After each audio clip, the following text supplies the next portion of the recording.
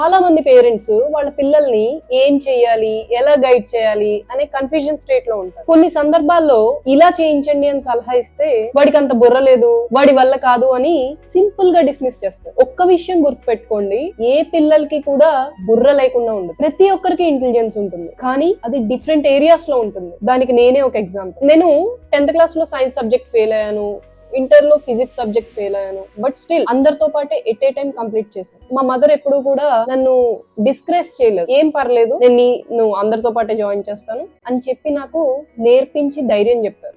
అందరితో పాటే నాకు బీటెక్ కంప్లీట్ అయింది. నాకు మ్యాథ్స్ లో అవుట్ ఆఫ్ వస్తుంది, బట్ థియరీస్ లో చూసుకుంటే జస్ట్ పాస్ అవుతున్నా. మెయిన్లీ ఫిజిక్స్, సైన్స్ ఇలాంటి సబ్జెక్ట్. అంటే నేను యూజ్లెస్ అనా? ఈ రోజు నేను ఒక successful cyber security professional with the author of 2 books and చాలా మందిని ట్రైన్ చేశాడు. ఇక్కడ కోర్ లెసన్ ఏంటి అంటే, ఫెయిల్ అవడం అంటే బుర్ర తక్కువ ఉంది అని అర్థం కాదు, ఆ సబ్జెక్ట్ కరెక్ట్ గా అర్థం కాలేదు అని మాత్రమే. మనకి ఇష్టం ఉన్న ఫీల్డ్ ఒకటి ఉంటుంది, ఫోర్స్ చేసి చదివించే ఫీల్డ్ వేరే ఉంటుంది. పర్సనల్ ఎక్స్పీరియన్స్ తో చెప్తున్నా, నాకు ఇంటర్మీడియట్ అవ్వగానే యానిమేషన్ కోర్స్ చేద్దామనే ఇంట్రెస్ట్ ఉండేది. బట్ మా పేరెంట్స్ డిగ్రీ గానీ ఇంటర్ గానీ చేయమన్నారు.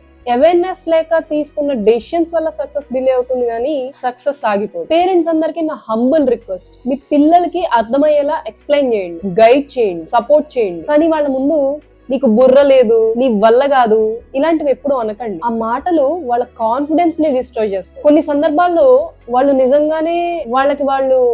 నిజంగానే యూజ్లెస్ అనుకుంటా. ఫెయిల్ అయిన స్టూడెంట్ ఫ్యూచర్ లో సక్సెస్ఫుల్ పర్సన్ అవ్వచ్చు. సపోర్ట్ చేయండి, ఎంకరేజ్ చేయండి, అండర్స్టాండ్ చేయండి, సక్సెస్ ఆటోమేటిక్ గా వస్తుంది.